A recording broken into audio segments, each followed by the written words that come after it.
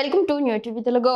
అసెంబ్లీలో అమరావతిని రాజధానిగా ఒప్పుకొని అధికారంలోకి వచ్చాక 3 రాజధానుల నాటకమాడి అధికారం పోయాక నిన్న విజయవాడ నేడు మావిగనంటూ మాట్లాడుతున్నారు. ఇది మతి స్థిమితం లేని రాజకీయానికి నిదర్శనం అని ముఖ్యమంత్రి చంద్రబాబు వైసీపీ అధినేత జగన్ పై తీవ్ర స్థాయిలో ధ్వజమెత్తారు. రాష్ట్ర భవిష్యత్తు, ప్రజల ఆత్మాభిమానంతో ముడిపడిన రాజధాని వంటి సున్నితమైన అంశంపై బాధ్యతారహితంగా మాట్లాడడం దారుణమని అన్నారు. తాము విశ్వసనీయతతో కూడిన రాజకీయం చేస్తామని, ఇచ్చిన మాటకు కట్టుబడి రాష్ట్రాన్ని అభివృద్ధి పదంలో నడిపిస్తామని ఆయన స్పష్టం చేశారు.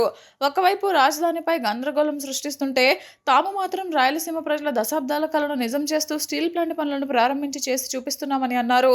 కడప జిల్లా జమ్మలమడుగులో శుక్రవారం జరిగిన కార్యక్రమంలో రాయలసీమ ప్రజల చిరకాల వాంఛ అయిన జేఎస్డబ్ల్యూ రాయలసీమ స్టీల్ ప్లాంట్ నిర్మాణ పనులను ముఖ్యమంత్రి చంద్రబాబు నాయుడు లాంఛనంగా ప్రారంభించారు. ఈ కార్యక్రమానికి JSW group chairman Sajjan Jindal, కేంద్ర మంత్రి భూపతిరాజు శ్రీనివాస్ వర్మ, రాష్ట్ర మంత్రులు, ఇతర ప్రజాప్రతినిధులు హాజరయ్యారు. ఈ సందర్భంగా చంద్రబాబు మాట్లాడుతూ గత ప్రభుత్వ హయాంలో 2019-2023 సంవత్సరాల్లో 2 సార్లు ఇదే స్టీల్ ప్లాంట్కు మోసపూరిత శంకుస్థాపనలు చేశారని, కనీసం తట్టమట్టి కూడా తీయలేదని విమర్శించారు.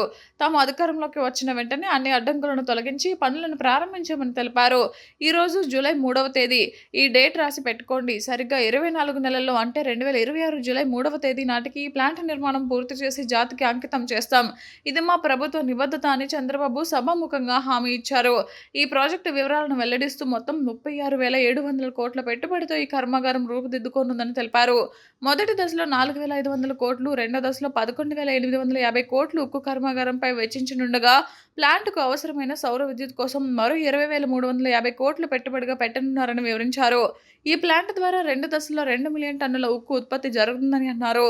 దేశంలోనే తొలిసారిగా పూర్తిగా గ్రీన్ ఎనర్జీతో గ్రీన్ స్టీల్ ఉత్పత్తి చేసే కార్యక్రమం మన రాయలసీమలో రావడం గర్వకారణమని పేర్కొన్నారు. ఈ ప్రాజెక్టు కోసం ప్రభుత్వం 1,100 ఎకరాల భూమిని కేటాయించిందని, గండికోట జలాశయం నుంచి 2 టీఎంసీల నీటిని, జాతీయ రహదారి, రైల్వే లైన్ కనెక్టివిటీని కల్పిస్తున్నామని తెలిపారు. విధ్వంసమే అజెండాగా ముందుకు పోయారు. ఇప్పటి వరకు విధ్వంసాన్ని చేశారు.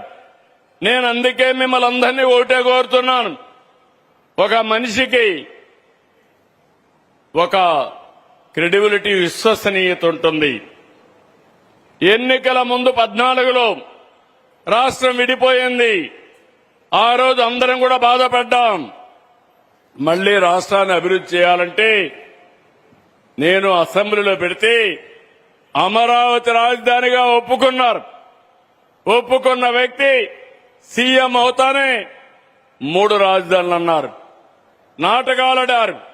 అది అవుతానే ఈరోజు అధికారం పోయింది. పోయిన తర్వాత గమ్మునుంటారంటే కేంద్రం చట్టం చేసిన తర్వాత మావిగన్ అన్నారు, నిన్న విజయవాడ అన్నారు. రేపేమంటారో నాకు తెలియదు. మతి స్థిమితం లేని వ్యక్తులతో రాజకీయం చేయడం నా చరిత్రలో ఎప్పుడూ నేను చూడలేదు. నేను చేసేది విశ్వసనీయమైన రాజకీయం. ఒక మాట చెప్తే మాట మీద నిలబడమే కాకుండా దాన్ని చేసి చూపించాం కాబట్టి ఈ రోజు పెట్టుబడులు వస్తున్నాయి. నేను అడుగుతున్నా ఈ మొత్తం మిమ్మల్ని అందరినీ, మన రాజధాని అమరావతి అవునా కాదా అని మిమ్మల్ని అడుగుతున్నా. గట్టిగా చెప్పండి. ఈ కడప గడ్డ మీద మనం అందరం చెప్పాల్సింది మన రాజధాని అంటే సగౌరవంగా అమరావతిని గట్టిగా చెప్పండి. మన రాజధాని, మన రాజధాని, మన రాజధాని.